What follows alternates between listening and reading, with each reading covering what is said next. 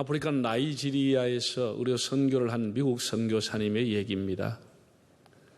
자기 집 마당 앞에서 아이들이 노는데 얼마나 재미있게 시끌벅적 행복하게 노는지, 미국에서는 아이들이 그렇게 즐겁게 노는 것을 보지를 못했는데 이 아이들이, 이 가난한 아이들이 무엇이 그리 좋은지 그래서 가까이 가서 봤다는 거죠. 아이들이 노는 것을 유심히 봤는데 그 선교사님이 먹다가 버린 것, 사용하다가 버린 것, 이걸 쓰레기통에 뒤져가지고 빈 깡통, 빈 플라스틱 통 용기를 가지고 와서 그걸 지프로 엮어서 공차기 하고 그렇게 즐겁게 놀더라는 거예요.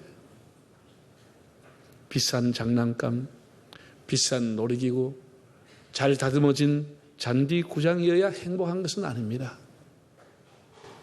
우리가 무슨 일을 하든지 그 사람의 자세가 중요합니다. 자족하고 만족하면 다 행복한 겁니다.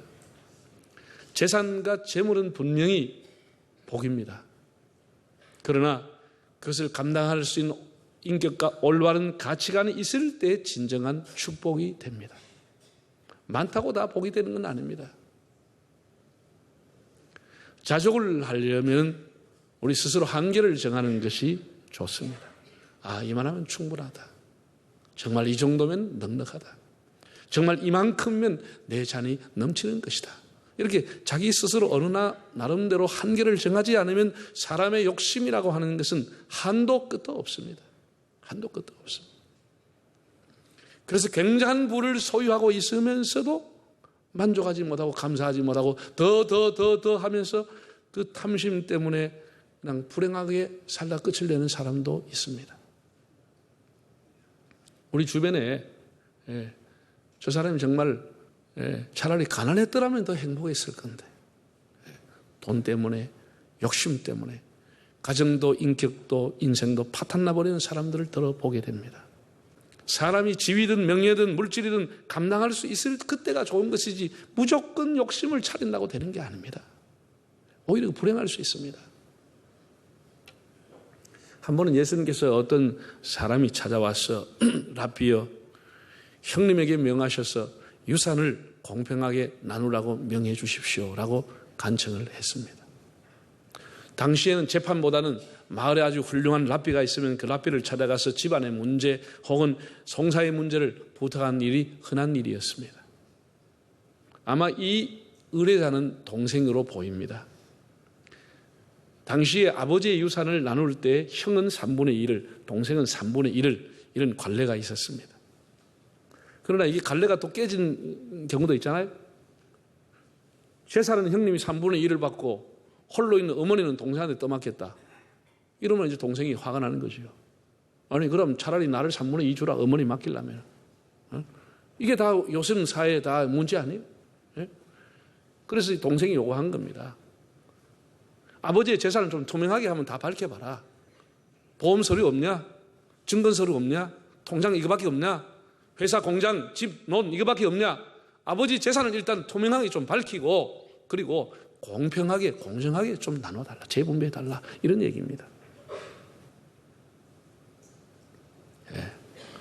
예수님께서 이 사람의 청을 듣고 이렇게 말씀했습니다. 성경에 보면 이 사람아.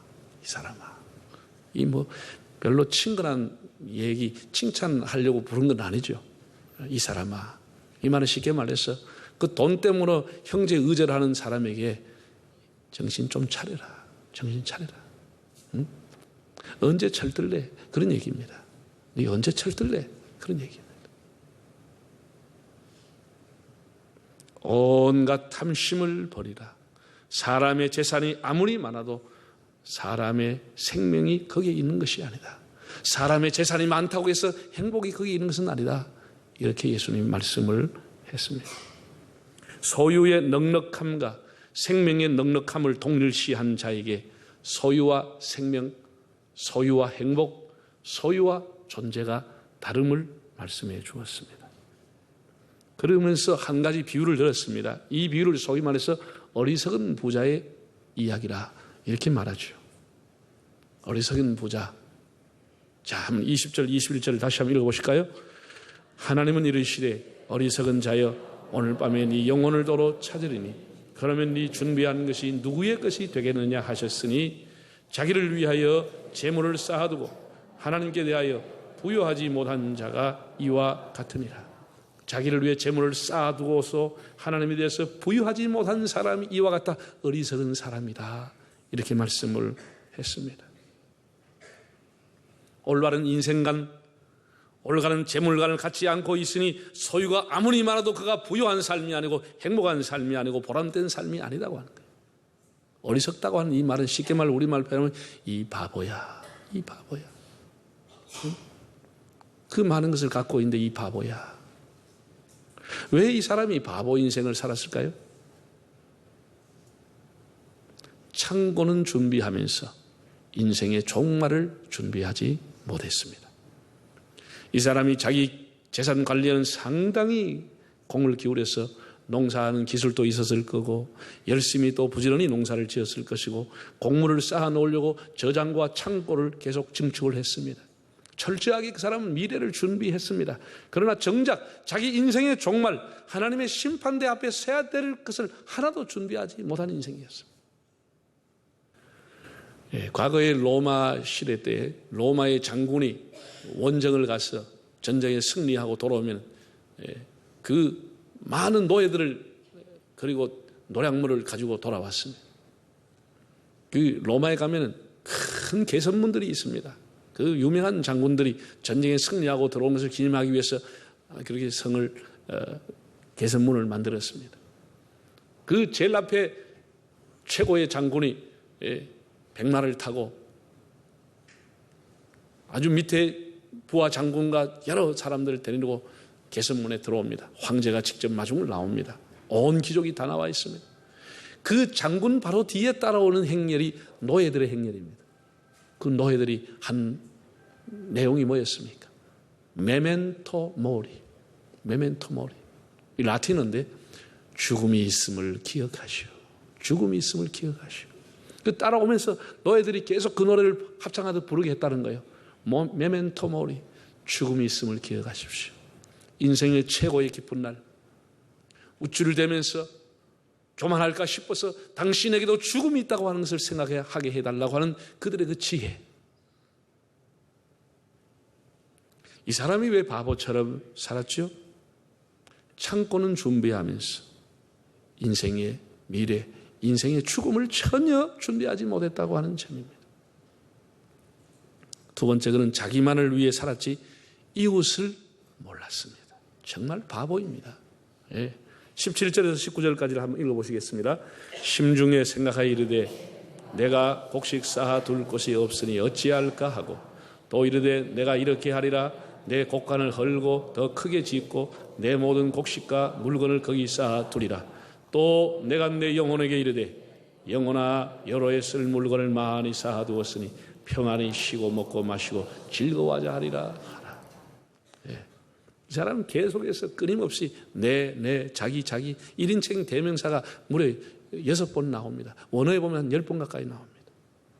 심지어 영혼까지도 내 영혼이라고 했어요. 내 영혼. 정말 자기밖에 모르는 사람입니다. 예수님의 말씀처럼 자기만을 위하여 재물을 쌓은 사람이었습니다. 끝까지 자기밖에 없습니다. 너무 이기적이지 않습니까? 그렇게 많은 재산을 증시해서 창고를 크게 지을 만큼 된다고 하면은 그동안 일한 일꾼들도 있었을 것이고 그동안 자기를 도와준 이웃들도 있었을 텐데 끊임없이 내가로서 끝나는 겁니다. 참 바보 같은 사람입니다. 바보 같은 인생입니다. 세 번째, 그는 재물과 생명의 주인이 하나님인 줄 몰랐습니다. 돈은 있는데 모르는 게 왜 이리 많은지 몰라요. 하나님이 생명의 주인인지 몰랐어요. 재물의 주인이 따로인지 몰랐어요. 소유가 점점 늘어나자 생에 대한 애착이 생기고 그래서 건강도 챙기고 오래오래 인생을 즐겨 살아보려고 했겠지요. 그는 부가 생명을 연장하는 줄 착각한 겁니다. 그런데 난데없이 하나님께서 덜커덕 오늘 밤 내가 네 영혼을 도로 찾으리니. 청천벽락 아닙니까? 이렇게 멋있게 살아보려고 온갖 것 다 준비하고 다 했는데 까맣게 잊고 있던 창조주 하나님이 나타나서 오늘 밤 네 영혼을 도로 찾겠다 말씀했습니다. 내가 너의 그동안의 피를 흐르게 하고 내가 너의 그동안 심장의 박동을 뛰게 하는 것을 오늘 밤 멈추게 할 것이다. 하나님 이렇게 말씀을 했습니다. 그동안 많은 재물을 모았지만 다 자기 노력과 자기 수고, 자기 대가라고 생각했지 하나님의 은혜라고 하는 것을 생각해 본 적이 없었습니다. 그렇게 하나님의 은혜에 보답하는 것 더욱 생각하지 못했습니다. 자기 생의 주인이 아니라고 하는 것을 그때야 그는 깨달은 거예요. 자기가 이 물질의 주인이 아니라고 하는 것을 그때야 깨달은 거예요. 그러나 이미 죽으면 연기도 안 되고 보리도 안 되고 하나님이 그날 밤 그의 심장의 박동을 멈추게 했습니다. 이렇게 창고를 준비하면서도 인생을 전혀 종말을 준비하지 못한 사람, 나 자기만 위해 살았지 이웃을 전혀 모르고 살았던 사람, 재물과 생명의 주인이 자신인 줄 알았지 하나님인 줄 몰랐던 사람. 그래서 예수님이 이 사람을 가르쳐 부자는 부자인데 어리석은 부자였다. 이 바보 같은 인생이라 이렇게 말씀을 한 것입니다. 여러분, 이 부자가 이렇게 어리석게 바보처럼 살았던 근본적인 이유가 뭐예요? 근본적인 이유는 탐심이라고 하는 겁니다. 탐심이라고. 예수님께서는 삼가 모든 탐심을 물리치라 하시면서 이 비유를 들었습니다. 그러니까 이 비유의 주제는, 어리석은 부자의 주제는 탐심이라고 하는 교훈을 주기 위해서 주님이 하신 말씀입니다. 문제는 탐심입니다. 우리가 가정생활, 사회생활, 국가 간의 모든 것 다 탐심이 문제입니다. 탐심이. 예. 미국의 유명한 대통령 링컨은 유머가 많은 분입니다. 대통령이 되기 전에 집에서 일어난 일화가 있습니다. 아이들 둘이가 막 심하게 싸워서 너무 크게 싸우니까 이웃 사람들이 놀라서 달려왔습니다. 아이들이 왜 저렇게 크게 싸우느냐고. 그러니까 링컨이 웃으면서 걱정 안 하셔도 된다고. 인류의 보편적인 문제로 싸움한다. 인류의 보편적인 문제라고 그랬어요. 그래서 그게 뭐냐 그랬더니 내가 호두과자를 3개를 주면서 사이좋게 나눠 먹으라 했더니 이 3개를 가지고 둘이가 서로 2개 먹으려고 싸움한다는 거예요. 2개 먹으려고. 이 탐심이라고 하는 게 인류의 보편적인 문제의 것이다. 헬라로 보니까 프레오넥시아라는 단어로 되어 있는데 탐욕 혹은 욕심 꾸러기 이렇게 되어 있습니다. 이 욕심, 탐욕, 탐심. 여러분, 탐심은 부자들에게만 있습니까? 그렇지 않습니다. 가난하게 살아가는 사람도 역시 그 중심에는 탐심을 갖고 있습니다. 우리 믿는 사람으로서 탐심이 없습니까? 우리 믿는 사람도 탐욕이 이글이글하고 있습니다. 그래서 하나님께서 뭐라고 했습니까? 십계명 중에 이웃의 것을 뭐 하지 말라고? 탐내지 말라고 합니다. 탐내지 말라고 합니다. 탐심과 탐욕을 물리치도록 스스로 통제하고 컨트롤할 수 있다고 하는 것은 얼마나 놀라운 능력인지 모릅니다. 우리 안에 일어난 탐욕을 제어하는 것이 이 신앙의 힘이 아니면 불가능한 겁니다. 이혜인 수녀의 시에 보면 이런 시가 있습니다. 주여 당신의 생애는 그렇게도 처절한 나눔의 생애로 부서졌지만 우리의 나날은 어찌 이리 소유를 위해 숨이 차게 바쁜지 시시로 당신 앞에 성찰하게 하소서. 아무것도 가져온 것이 없고 아무것도 가져갈 것이 없는 이승의 순례객인 우리가 이기와 탐욕의 노예가 되지 못하게 하소서. 우리 아무것도 가져오지 않고 아무것도 가져가지 못하면서 잠깐 왔다 한 이승의 순례객으로 살아가면서 탐욕의 노예로 살아가고 있는 것, 여기서부터 해방과 자유를 달라고 기도한 것입니다. 그러나 오늘 본문을 통해서 여러분 오해는 하지 마십시오. 이 비유에서 이 사람이 내가 이렇게 하리라, 내가 곡간을 헐고 내 창고를 크게 지으리라, 이것이 잘못되었다고 하는 내용은 아닙니다. 사람이 누구나 다 자기 미래를 설계하고 계획하고 자기 이익을 추구하고 자기의 노후를 준비하는 것 자체가 잘못된 것 아닙니다. 그것이 자연스러운 것이고 그것은 죄악도 아니고 나쁜 것이 아닙니다. 문제는 이 사람에게 뭐가 문제였죠? 자기만을 위해 살았다고 하는 것이 문제인 것입니다. 자기만을 위해서. 나뿐인 사람, 그게 나쁜 사람인가요? 한 따라 합시다. 나뿐인 사람, 나쁜 사람. 나뿐이었다고 하는 거예요. 이게 잘못이라는 것이지 그 사람이 위례를 준비한 자체가 잘못된 건 아닙니다.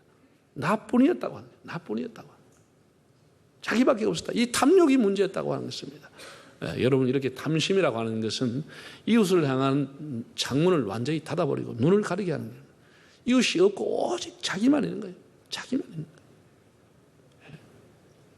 남이야 먹든지 말든지, 남이 어떻게 하든지 말든지 자기 배만 채우는 거예요. 자기 배만. 이 참 무서운 거 아닙니까? 유명한 유대계 철학자인 마틴 부버가 쓴 명저인 나와 너라는 책이 있습니다.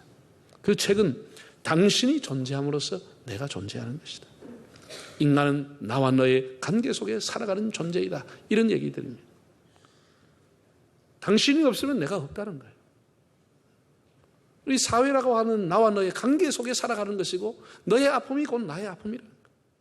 이웃이 아파하든지 지진이 나고 홍수가 나고 테러가 나고 전쟁이 나고 환경이 파괴당하고 실업률이 높아지고 가뭄과 기후로 고통당하든지 나하고는 상관이 없다. 그거 뭐 나하고 상관이 있냐. 이 비극적인 사회라는 거예요. 이게 바로 비극이라는 거예요.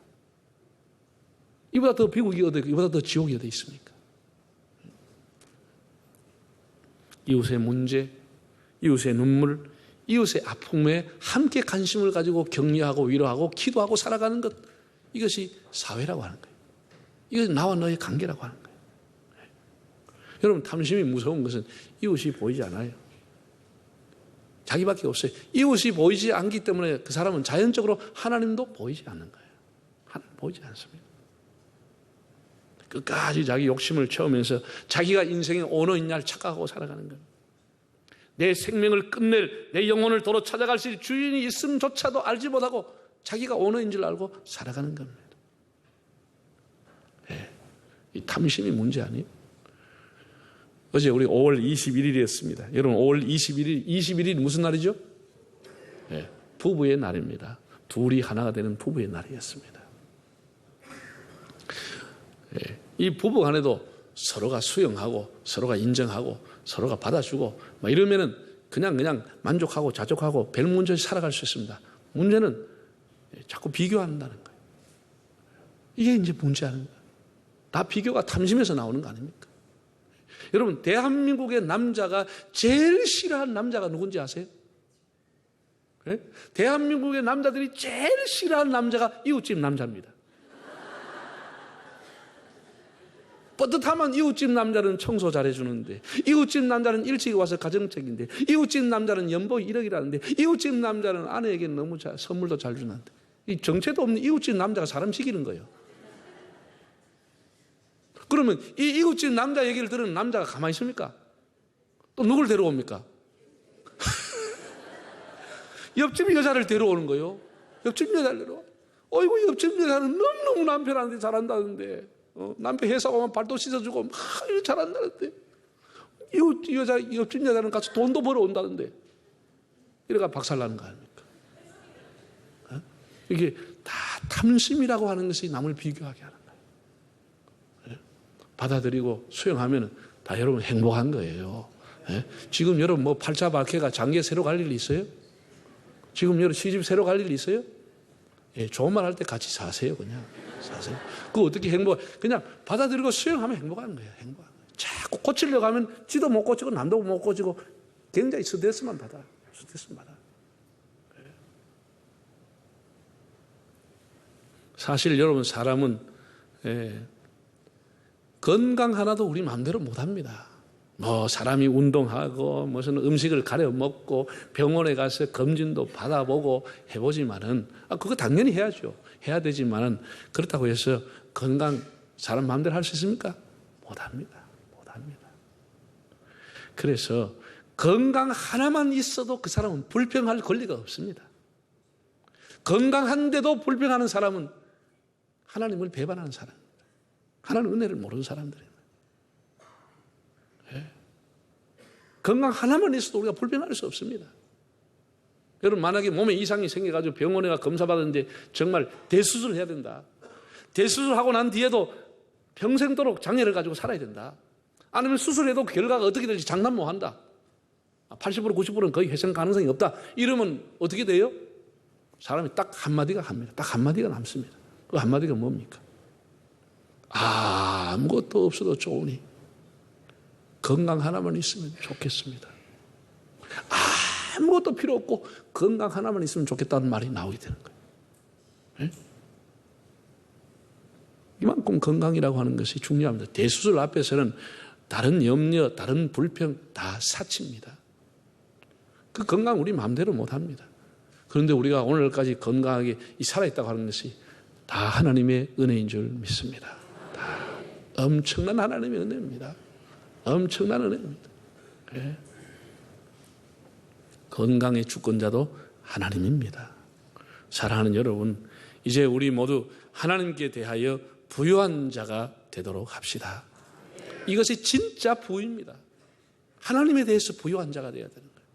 세상에 부유한 자가 아니고, 어리석은 바보 인생이 아니고, 웰빙, 요즘 다 웰빙 하고 있습니다.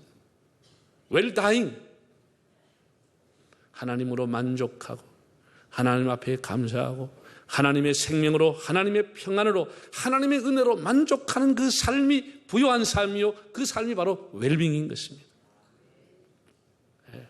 여러분, 세상의 온갖 시련, 사울로부터 온갖 피폐와 핍박과 조롱을 받고 쫓겨다녔던 다윗이 하나님 앞에 뭐라고 고백했습니까? 여호와는 나의 목자시니 내게 부족함이 없으리로다. 세상에 하나님 외에 어떤 것도 필요하지 않다는 거예요. 하나님 한 분이면 족하다는 거예요. 영어 성경 보면 더 이상의 소원이 없다고 그랬어요. 하나님이 나의 목자이심으로 더 이상의 자기 소원이 없다고 그랬어요.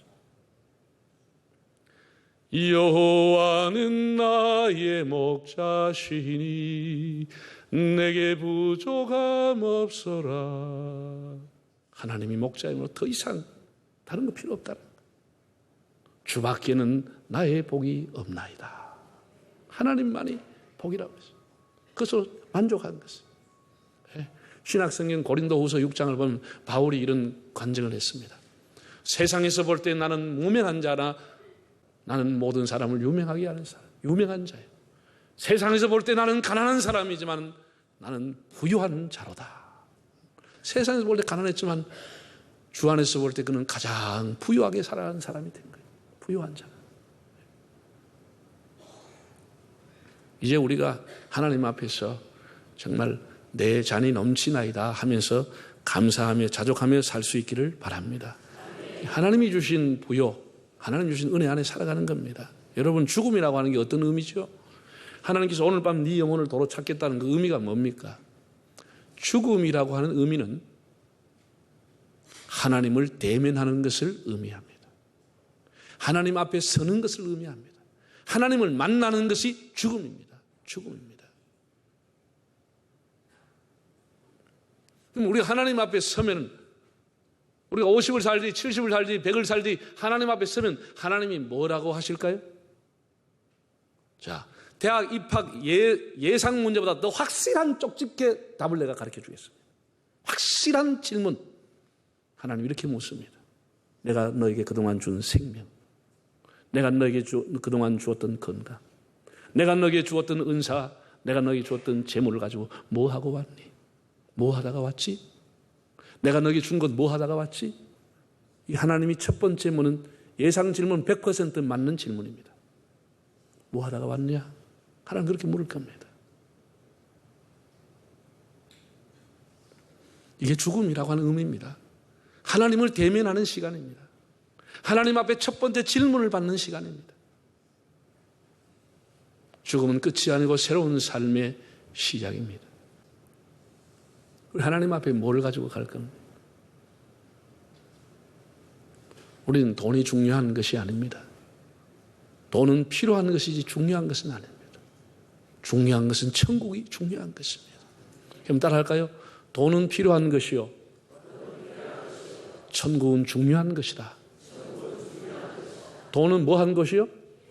돈도 이 세상 살면 필요해. 전혀 필요하지 않은 게 아니에요. 있을 만큼 있어야 돼. 남에게 맨날 빌리러 가서 그래서는 곤란하잖아. 근데 정말로 중요한 것은 뭐가 중요하다고요? 하나님 앞에 서는 것이 중요한 것이에요. 하나님 앞에. 이거는 중요한 일, 이거는 필요한 것이 아니고 중요한 일이야, 중요한 일. 지금 이 시대는 이미 날씬한 몸매를 가졌으면서도 음식을 거부하는 거식증 환자처럼 더 날씬해지는 외모 중독증 환자들처럼 이미 온갖 것을 가지고 있는 부유한 사람이면서도 만족하지 않고 끊임없이 더를 추구하는 탐욕의 시대가 되어졌습니다. 우리가 스스로 한계를 정해서 자족하는 마음, 하나님 앞에 감사하는 마음을 가져야 합니다. 그리고 하나님 앞에 서야 될 날이 있음, 하나님을 대면할 날이 있음을 깨달아야 됩니다.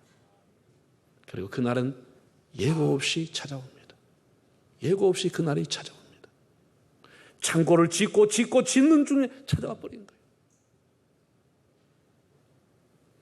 루마디아의 공산치하에 있었던 리차드 범프란트라는 목사가 이런 말을 했습니다. 부와 돈은 구두와 같아. 구두는 무조건 크다고 좋은 것은 아니다. 자기 발에 맞아야 좋듯이 부와 돈도 자기 인생에 적합해야 된다는 말을 했습니다. 우리 하나님과의 관계, 이웃과의 관계 속에서 탐욕의 노예처럼 끌려가는 삶이 아니라 하나님이 주시는 은혜 가운데 부요한 삶을 살아가는, 하나님이 주시는 은혜 가운데 하나님 앞에 설 날을 사모하며 살아가는 우리 모두의 삶이 될 수 있기를 바랍니다.